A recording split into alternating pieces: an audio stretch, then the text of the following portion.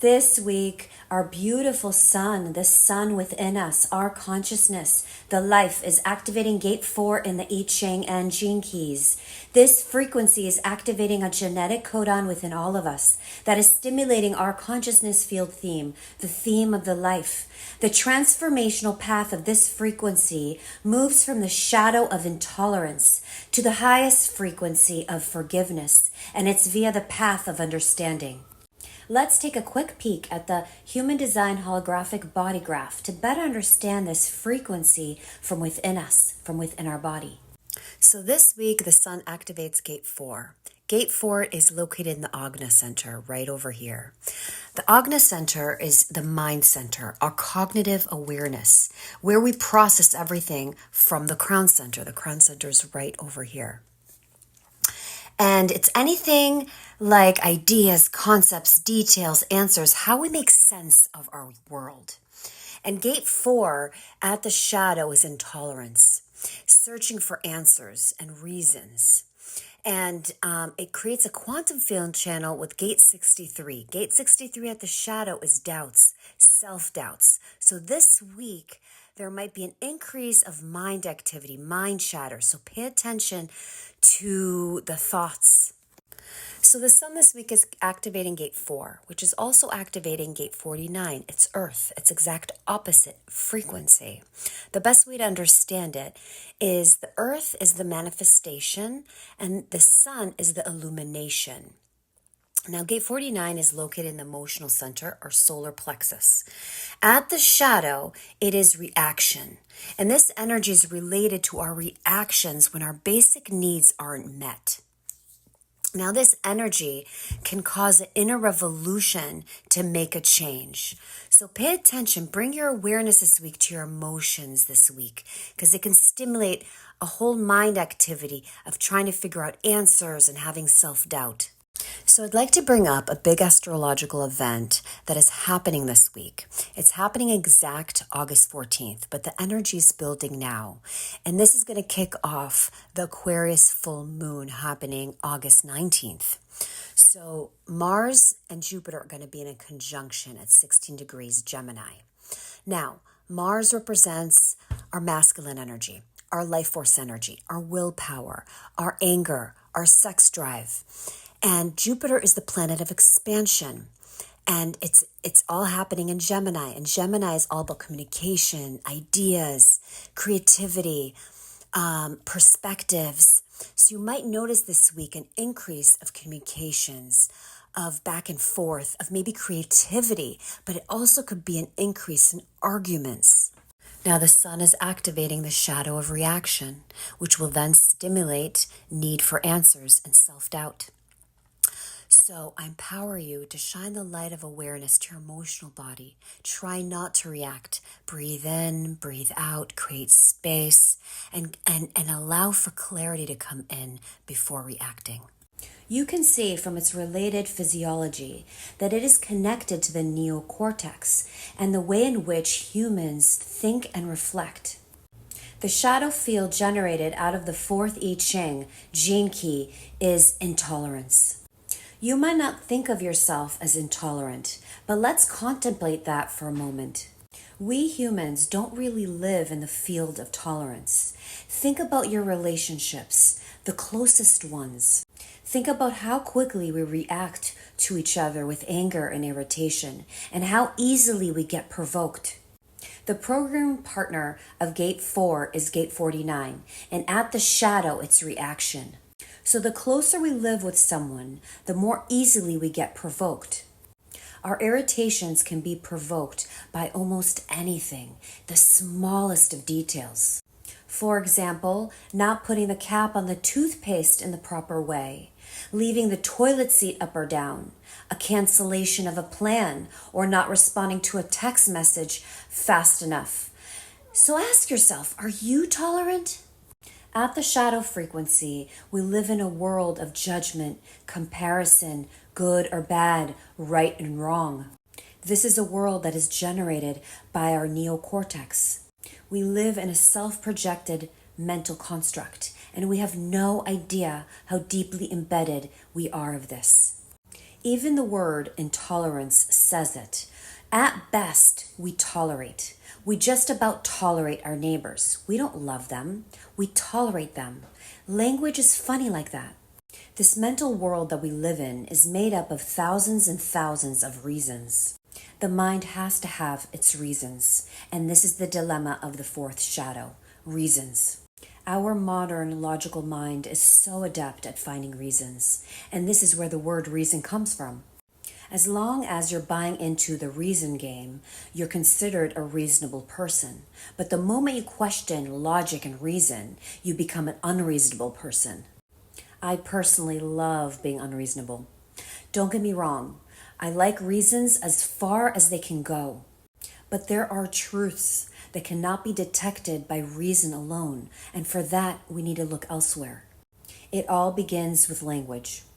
If you look through the eyes of someone that is labeled autistic, you will see a world without reason. It is all coming in as is, undivided, unconsidered, and unfiltered. And if consciousness is not ready for that, a person has great difficulty living safely in the world. The awakened state also filters the life without reason, without labels, and without morals. That is something that most of us are not prepared for. So in the meantime, we are governed by reason. It's actually terrifying for the mind. Think about this. For example, a man kills a woman. Why did he do it? There must have been a reason. Was it his childhood? Did she drive him crazy? What is the reason? What if there's no reason? That it was just meant to happen because the life chose it. The fourth shadow is obsessed with figuring out why the things are the way they are. Why things happen when they happen. It wants answers, endlessly hungry for answers. If you have this gene key in your energetic signature, you know exactly what I mean. It drives us. It's the mental expression of our unconscious distrust with the life, with the divine within. Out of reason comes blame, comes justification, comes guilt. We usually think of intolerance as something directed at another. But in truth, we can understand it way deeper when we point it within. Try sitting in a room with your eyes closed, doing nothing. You will soon discover intolerance. We can't even tolerate our own mind. At the shadow state, it cannot tolerate silence. It cannot tolerate truth, and it cannot tolerate discomfort. This gene key is part of a codon group called the Ring of Union. It's part of our collective DNA that governs relationships. Imagine if this gene key was taken away. We would have relationships with no reason, no blame, and no expectation. We would have a completely different planet. This will happen one day. Now, besides driving us all crazy, this shadow drives us to question the world, which has resulted in us finding out all sorts of amazing things. We've gone to the moon, we split the atom, we manipulated DNA, and it's an ongoing game. But when this shadow finally mutates, it will bring an end to science as we know it, to the yearning to know it, the desperation to know the answers will come to an end. A new science will begin. We will no longer question the things that we've been questioning in the last 500 years. We will simply see the world as it is. Our awareness will be developed enough to be able to handle that. It will be comfortable in the world. We're not going to stop thinking, but we're going to stop asking. The questions will simply not be there. Contemplate that, especially in your relationships. No reason. Try it for a day and maybe you'll get a glimpse of the future. The fourth gift, the way to alchemize the shadow and raise the vibration, understanding. It is here in the fourth gift that the world that we know it will gradually and slowly begin to change. As you know, each gift is about a genius. And genius is all about something that cracks us from the inside rather than learning something from the outside. So this is light cracking through from within our cellular structure and memory. With all the mental and intellectual energy used across our planet, have you ever noticed that the big questions are never really resolved? With all the science and theories, the biggest piece keeps eluding us. We don't understand how this universe works. We don't understand because we're looking for reasons. We're looking for knowledge, and it's never going to be enough. One day, without a doubt, we're going to realize that the universe is eternal, that time has no beginning and no end. And when we realize it is literally going to short circuit our thinking, it's going to be a big aha moment. Because when you come into understanding, into knowing, it floods your body with light. Everything is light. Consciousness is everywhere and in everything. Such understandings make you laugh and open up your heart, and you see the life as sacred. If you have the fourth gene key in your energetic signature, or you want to activate this frequency from within your DNA, look no further than your relationships. Because you will never understand anything until you understand love. Understanding truly is of the heart and mind. It comes from the causal plane, a higher state of being where the heart and mind are combined. You begin to see when you truly open up your heart. When you truly open up your heart, that is when your mind can see, much further than when your heart is closed. Because your mind reaches the holographic union of truth. It sees, it feels, and it knows the truth. It doesn't need to prove it. It cannot question it. How can you question the feeling of love? If you've ever been in love, do you think the mind had the power to question that feeling? It doesn't. The truth is undisputable. The problems occur when the love fades, and that's when the questions return. The gift of understanding occurs as you let go of the mind's many tricks, of trying to understand and control the life in the daily decisions that you make. Your mind can't give you the answers that you're seeking. It can't tell you what you want to eat, where to live, whom to love, or what to do. It can only see and play with the polarities of mind itself. It cannot judge. It can only measure and create frequency. Only your spirit can understand the life. Only your spirit can let another into your heart. We've all been fools for love. We seek for the answers outside when the answers are within us. The key is to see through your shadow as you observe the thoughts and mind. And then a day will come where you'll have cellular understanding and your higher mind will rise up and see past the questions and paradoxes. And only then it will stop taking sides. So if you have the fourth gene key in a prominent location in your energetic signature, you probably have the answers to everything.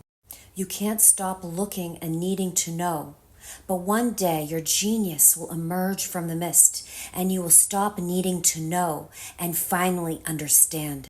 You will start laughing. Happiness never comes from answers. It comes only when you're tired of the answers. And when you decide to live the question fully, then the life will radiate the answer. And finally you can relax and be of service to the world. The fourth city, the highest frequency. Forgiveness. Who is it that we're forgiving?